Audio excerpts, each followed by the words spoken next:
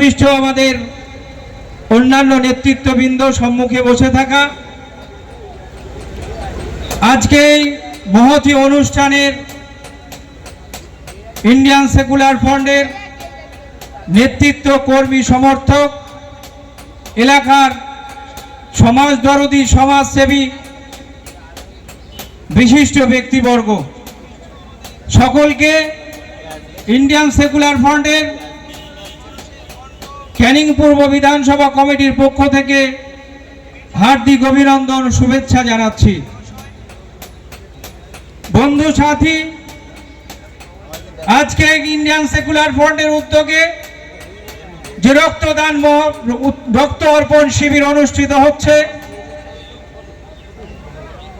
এর তাৎপর্য যদি আমরা দেখি,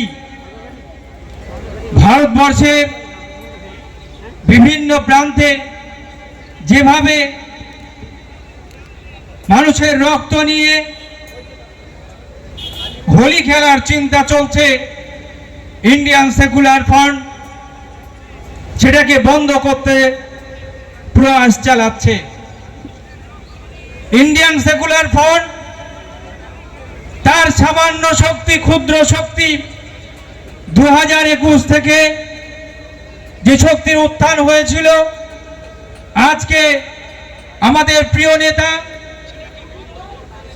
যিনি মানুষের পাশে সম্প্রীতির বার্তা, সৌহার্দ্যের বার্তা নিয়ে সাগর থেকে পাহাড় পর্যন্ত ছুটে চলেছেন, তিনি বার্তা পৌঁছে দিচ্ছেন ইন্ডিয়ান সেকুলার ফ্রন্ট কি বলতে চায়, তাদের কর্মকাণ্ড কি, তাদের চিন্তা ভাবনা কি, এটা মানুষকে বোঝাতে চাচ্ছে। তাই তো আমরা দেখতে পাচ্ছি ইন্ডিয়ান সেকুলার ফ্রন্টের পতাকা সাগরের ধারে যেমন উঠছে, তেমনি পাহাড়ের দিকেও ইন্ডিয়ান সেকুলার ফ্রন্টের পতাকা কিন্তু উঠতে চলেছে। আপামর মানুষ প্রিয় বিধায়কের কর্মকাণ্ড দেখে আপ্লুত হচ্ছেন।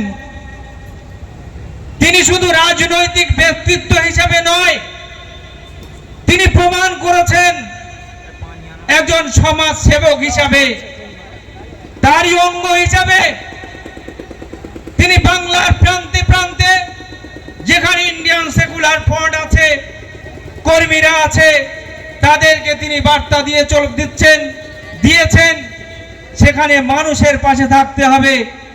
আমাদের চিন্তা, আমাদের ভাবনা, আমরা যদি মানুষের পাশে থাকতে পারি, মানুষের কাজে আমরা যদি উপকার করতে পারি, মানুষ আমাদেরকে গ্রহণ করবে।